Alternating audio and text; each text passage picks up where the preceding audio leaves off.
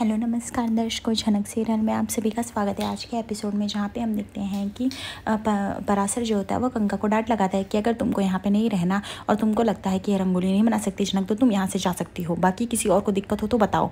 तभी यहाँ पे गंगा बोलती है कि ये तुम ज़्यादा बोल रहे हो, ठीक है। तभी दूसरी तरफ हम देखते हैं कि वीर भी बोलता है, हाँ गंगा तुम बेवजह इतना गुस्सा करती रहती हो, नूतन ने क्या कुछ नहीं किया गाँव के लिए। तभी यहाँ पे पराशर बोलता है कि जिसको नूतन के साथ रहना है वो रहेगा, जिसको नहीं रहना, जो गलत समझता है वो यहाँ से चला जाए, हमें उसको कौन ज़रूरत नहीं है। गंगा बोलती अच्छा मैं भी देखती हूँ ये कैसे अल्पा को हाथ लगाती है, मैं भी देखती हूँ। तभी यहाँ पे पराशर बोलता है वो हाथ नहीं, वो लगाएगी भी, तुम्हें रहना है कंका तो करो, नहीं करना है तो कोई बात नहीं, कि जिसको इस बात से दिक्कत है वो यहाँ से उठ के चला जा सकता है, बाकी जिसको नहीं दिक्कत है वो नूतन के साथ रहे, उसके साथ काम करे, हमें कोई दिक्कत नहीं है। तभी यहाँ पे झनक बोलती है ये सब आप क्यों कर रहे हैं, मुझे नहीं बनाना आता। तभी यहाँ पराशर बोलता है क्यों नहीं बनाना है, मैं बोल रहा हूँ ना तुम्हें करना है। कंका के दिन प्रतिदिन बढ़ता जा रहा है, क्या कुछ नहीं किया तुमने इसके लिए, लेकिन इसको कुछ याद रहता है कि नहीं, जब देखो मुँह उठा के कुछ भी बोल देती है तुमको, तुम इतना सहती रहती हो। और बताओ फूल, तुमको भी कोई दिक्कत है, फूल कुमारी सुमन। तभी लोग बोलती नहीं नहीं हमें कोई दिक्कत नहीं है, ये तो कंका ही ऐसे कर रही थी तो इसके लिए हमने वो बोला।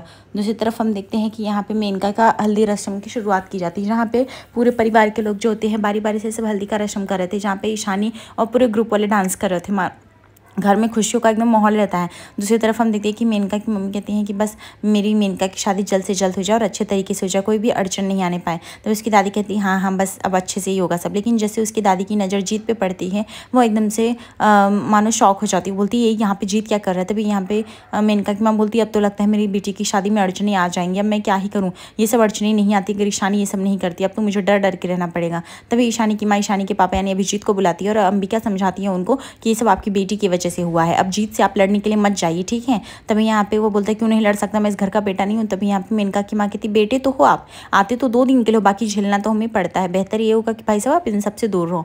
दूसरी तरफ यहाँ पे हम देखते हैं कि सुमन उठती है और बोलती है कि झनक अरे नूतन हमने तुम्हें गलत समझ लिया है, कंका ने हमें इतना भड़काया, हमें तुमसे कोनो प्रॉब्लम नहीं है, तुम्हारा निजी मामला, तुम चाहे जो करो हमें उससे फ़र्क नहीं पड़ता, लेकिन हमें पता है तुम गलत नहीं हो और चलो हम तुम्हारे साथ आलता बनाएंगे। तभी यहाँ पे कंका बोलती क्या तुम लोग पगला गई हो क्या जो तुम इसके साथ बना रही हो आलता।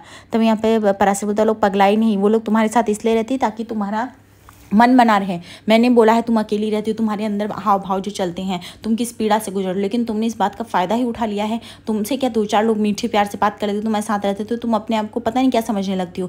कंका ये तुम्हारी बहुत बड़ी गलतफहमी है। तभी कंका बोलती है कि देखो पराशर मुझे सब समझ रहा है, तुम इस लड़की की वजह से तुम मुझे बार बार जो इंसल्ट करते रहते हो ठीक नहीं करते हो।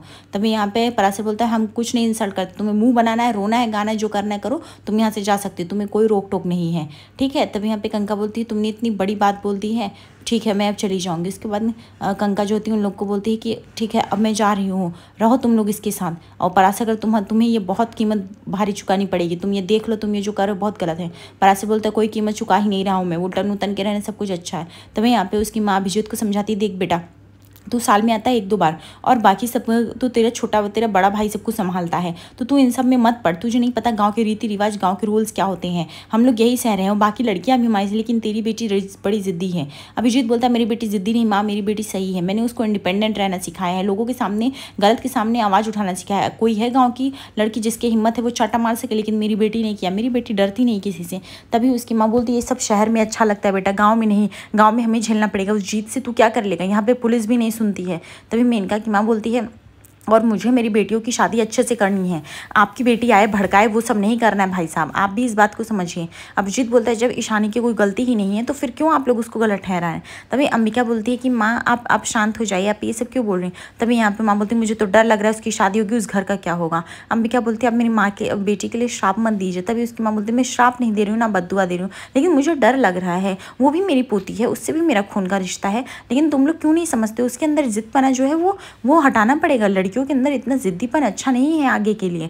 तभी अभिजीत बोलता है माँ मुझे नहीं लगता ईशानी कहीं गलत है, मैं उसे सपोर्ट करता हूँ। दूसरी तरफ देखते हैं यहाँ पे जीत का कदम जो था बढ़ता जाता है घर की तरफ, और यहाँ पे सब लोग खुशी से मारे डांस कर रहे होते हैं, लेकिन यहाँ पे अभिजीत और अभिजीत का भाई सब लोग, अभिजीत का भाई जो होता है वो लेके आता है जीत को। तभी यहाँ पे सारी लड़कियों को अंदर जाने के लिए कह दिया जाता है और यहाँ पे उसके काका ईशानी को रोक लेते हैं। तभी ईशानी बोलती क्यों काका आपने मुझे क्यों रोका। दूसरी तरफ हम देखते हैं कि पराशर बोलता है आप कौन हो, दिक्कत है तुम लोग को, कश हो तो तुम लोग भी बता दो। तभी यहाँ पे फूल कुमारी सुमन बोलती नहीं नहीं हमें कोई दिक्कत नहीं है, हम तो नूतन के साथ हैं, हम नूतन का साथ देंगे। तभी यहाँ पे पराशर बोलता है देखा नूतन मैं बोल रहा हूँ तुम अकेली नहीं हो, गाँव के कोई भी लोग तुम्हें गलत नहीं समझते ना, तुम्हें गलत निगाह से देखते हैं। झनक बोलती है कि आप मेरे लिए कितना करेंगे। पराशर बोलता है कि ये सब भगवान की मर्जी है, जो मुझसे करा रहा है मैं कर नहीं रहा हूँ। तभी यहाँ पे उसके काका बोलते कि ईशानी तुम इससे माफ़ी मांग लो। अंबिका भी ये सुनकर पूरी तरह से शॉक हो जाती। तभी ईशानी बोलती काका मैं माफ़ी क्यों मांगूँ, वो भी इससे बोलती जो तुमने किया वो गलत था, इसे तुम्हें माफ़ी मांगनी पड़ेगी। दूसरी तरफ अभिजीत का खून खौल उठता है, वो जाने के लिए सोचता है लेकिन अंबिका उसे किसी तरह कंट्रोल करके रोक लेती है। तभी यहाँ पे वो बोलती है ईशानी कि मैंने तो बोला ही नहीं कभी कि मुझे माफ़ी मांगनी। तभी जीत बोलता है मैं आपकी बेटी की शादी में एक भी दिक्कत नहीं करूँगा, पर मुझे बार बार मेरी बेइज्जती भी नहीं कबूल है। आप बार बार इस लड़की को बोल रहे हो माफ़ी मांगेगी और लड़की माफ़ी भी नहीं मांग रही है। तभी उसके काका बोलते हैं कि माफ़ी मांग लो बेटा। तभी अंबिका आती है और वह ईशानी को समझाती है देखो बेटा माफ़ी मांग लोगी कि तो मेनका की शादी अच्छे से हो जाएगी, क्या तुम चाहते हो तुम्हारी बहन की शादी में अड़चने आए इतनी, तुम्हें माफ़ी मांगने में क्या जा रहा है। तभी यहाँ पे अभिजीत बोलता है लेकिन ये माफ़ी ही क्यों मांगेगी, जब गलती इसकी है ही नहीं तो माफ़ी क्यों मांगना है। तभी अंबिका बोलती है आप शांत रहेंगे, आप शादी के माहौल को क्यों इतना बिगाड़ रहे हैं, अगर आप ऐसे करेंगे तो हम लोग अभी के अभी यहाँ से चले जाएंगे, 1 मिनट नहीं रुकना है हमें। आपसे मैं हाथ जोड़कर रिक्वेस्ट कर रही हूँ प्लीज़ 2 मिनट के लिए आप शांत हो जाइए, आप ईशानी को कितना सर पे चढ़ाएंगे। दूसरी तरफ घर का माहौल बिगड़ता दिखता है। तभी ईशानी बोलती है माँ मैंने जो किया क्या सच में लगता है आपको गलत है, मैंने कुछ भी गलत किया, पापा आप बताओ आपको कुछ लगता है गलत है। उसके पापा बोलते नहीं बेटा तुमने कुछ भी गलत नहीं किया, I am proud of you. तभी यहाँ पे जीत बोलता है ठीक है तुमने जो किया सही किया, लेकिन मैं अब यहाँ जाऊँ तुमसे, इन्होंने बोला माफ़ी मांगनी इसलिए मैं चला। दूसरी तरफ हम देखते हैं कि यहाँ पे नूतन यानी झनक बहुत अच्छा रंगोली बनाती है, जहाँ पे उसकी सखिया यानी सुमन और फूल कुमारी कहती है तुम इतना अच्छा से रंगोली कहाँ से बनाना सीखी। तभी यहाँ पे झनक बोलती है ये सब मैंने अपनी माँ से सीखा, मेरी माँ तो बहुत अच्छा खाना बना लेती थी, सिलाई बुनाई कढ़ाई आलता, इवन वो डांस भी बहुत अच्छा कर लेती थी, मेरी माँ के सामने तो मेरा डांस कुछ भी नहीं, मैंने अपनी माँ से ही डांस सीखा है। तभी यहाँ पे फूल कुमारी बोलती है अच्छा तुम्हारी माँ तो सच में बहुत गुणी थी। तभी यहाँ पे झनक बोलती है हाँ लेकिन आप लोग भी कंका के साथ गलत मत करिए, उसके साथ जाइए, उसको उनके साथ बोलते रहिए, पता है ना वो कितनी अकेली पड़ गई इसलिए वो ये सब करती हैं, और अगर वो इतनी नहीं पढ़ती तो ये सब नहीं करती।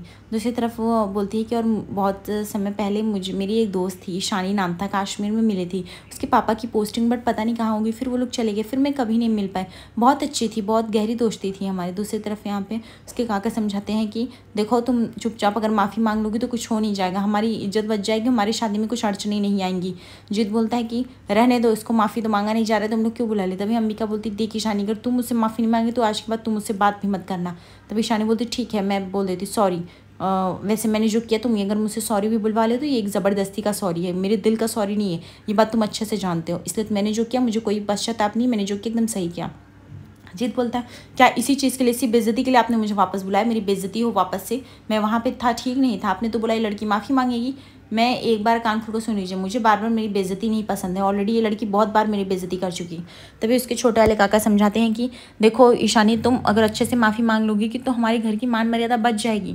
तभी यहाँ पे अभिजीत बोलता है बिल्कुल भी नहीं, इस लड़के से माफ़ी मांगी मेरी बेटी, पर क्यों मांगी। दूसरी तरफ हम देखते हैं कि यहाँ पे अभिजीत का भाई जाता है, वो अभिजीत को समझाता है कि देख अभिजीत तू नहीं चाहता मेरी बेटी की शादी धूमधाम से, मैं तेरे कभी खिलाफ नहीं हूँ, लेकिन तू शहर में रहता है, तुझे नहीं पता ये लोग कैसे हैं, हमें गाँव में कैसे रहना पड़ता है, गाँव के कुछ वसूल होते, कुछ तौर तरीके होते हैं, मैं तुझे गलत नहीं कह रहा हूँ, लेकिन एक माफ़ी मांगने से कोई छोटा बड़ा नहीं होगा, अगर मेरी बेटी की शादी बच जा रही है तो क्या है, मैं तेरे आगे हाथ जोड़ता हूँ, उसमें कुछ गलत तो नहीं है ना, प्लीज़ तू अपनी बेटी को समझा दे, ये जो कर रही है ये सही नहीं कर रही है, इससे मेनका की शादी में बहुत अड़चनें आ सकती हैं। तभी यहाँ पे अंबिका बोलती भाई साहब आप चिंता मत करिए, मैं समझा रही हूँ ना ईशानी को। दूसरी तरफ यहाँ पे झनक बोलती बहुत अच्छी थी, उसकी तो रंगोली मेरे से भी अच्छी बनती थी, हम बहुत नाचते घूमते रहते थे, फिर वो पता नहीं कहाँ चली गई, अभी भी मैंने उसको ढूंढने की कोशिश की लेकिन वो मिली नहीं, ना ही उसका फ़ोन नंबर है कि मैं उससे कहीं मिल पाऊँ बात कर पाऊँ। तभी यहाँ पे उनकी सहेली कहती है हो सकता है कि वो भी तुम्हें ढूंढ रही हो। जनक बोलती क्या पता अब तक उसकी शादी हो चुकी हो या फिर वो कुछ बड़ी इंसान बन चुकी हो, क्योंकि वो पढ़ने लिखने में भी बहुत अच्छी थी। दूसरी तरफ हम देखते हैं कि यहाँ पे अंजना जो होती है वह बार बार मून को खाना खिला देती है, जहाँ पे मून मना कर देती है कि मुझे मेरी माँ के पास जाना है। तभी अंजना बोलती ठीक है तुम ये बाइट खा लो, फिर मैं तुम्हें माँ के पास ले चलती हूँ। दूसरी तरफ थम्मी भी आती है और वो भी समझाती है हाँ बेटा तुम खाना खा लोगी तो तुम्हारी माँ के पास ले जाएंगे, क्या हुआ ये बड़ी बुद्धि बड़ी माँ जो है तुम्हें डांट रही है क्या।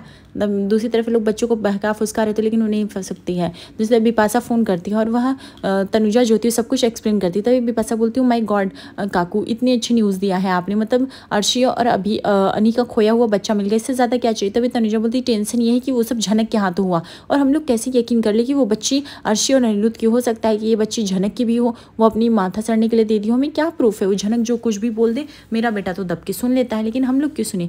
बिपाशा बोलती लेकिन अनी अगर इतना स्ट्रॉन्ग प्रूफ के साथ कह रहा है तो कुछ ना कुछ सच होगा ना, उसके पास तो कोई प्रूफ भी है ना। तभी यहाँ पे शुभ बोलता है लेकिन आज तक उसने प्रूफ नहीं दिखाया है। झनक ने कह दिया बस इसी बात है, पता नहीं वो प्रूफ क्या है क्या नहीं है, पर ऐसे हम किसी भी सड़क छाप बच्चे को ऐसे रख के अपने घर का नाम वाम नहीं दे सकते, ये सब समझना पड़ेगा। तभी यहाँ पे बिपाशा बोलती लेकिन वो झनक ने ऐसा क्यों किया, मैंने सुना है वो इससे झनक कहाँ पे है।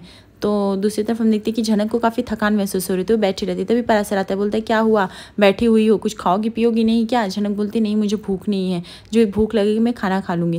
तभी पराशर बोलता है मुझे पता है तुम मून बिटिया की वजह से उदास हो ना, मून बिटिया चली गई है, आखिर तुमने उसको 5 साल तक अपनी कोख में रखा, उसे जुदा नहीं रखा। तभी झनक बोलती मैं उस बात को भूल गई हूँ, मैं उस बात को याद भी नहीं कर रही हूँ। तभी यहाँ पे पराशर बोलता है मुझे पता है कि शहरी बाबू से तुम अभी भी प्रेम करती हो, लेकिन तुम्हें बताओगी नहीं, मुझे ये भी पता है, लेकिन तुमने बहुत अच्छा किया जो किसी के साथ अन्याय नहीं किया, जिसकी बच्ची थी दे दिया। लेकिन ये सब तुम कैसे कर लेती हो नूतन, आखिर तुम्हें भी तो उस बच्चे से लगाओ। सोचो मुझे इतना हो गया, तुमने तो उसको कब से रखा हुआ 5 साल से अपने सीने से लगा के, तुम्हें कितना लगा होगा। झनक बोलती है मुझे इन सब बातों से कोई फ़र्क नहीं पड़ता है।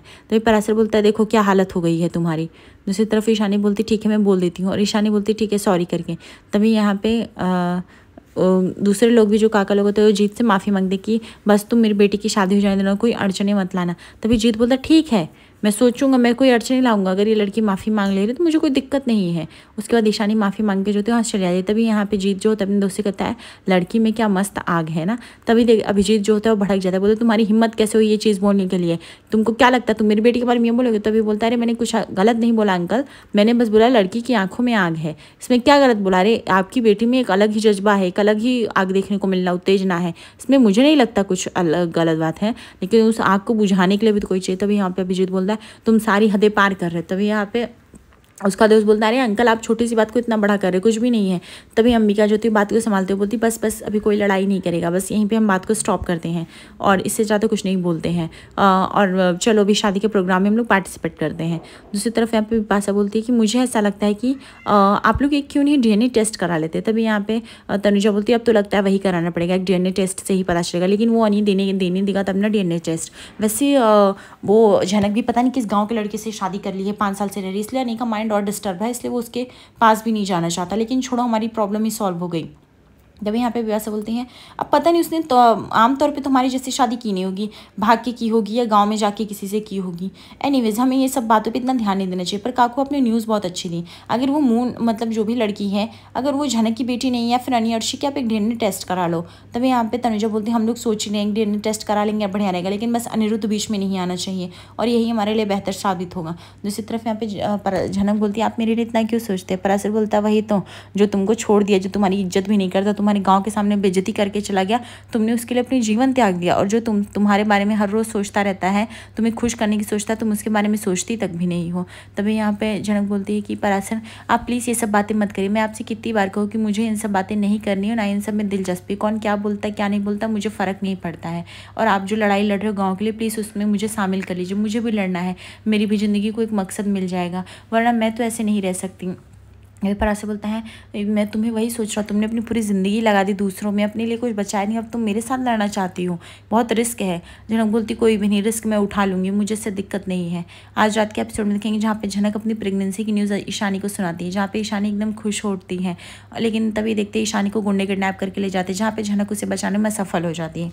आगे एपिसोड पर बने रहिए, इसको लाइक और सब्सक्राइब करिए। धन्यवाद।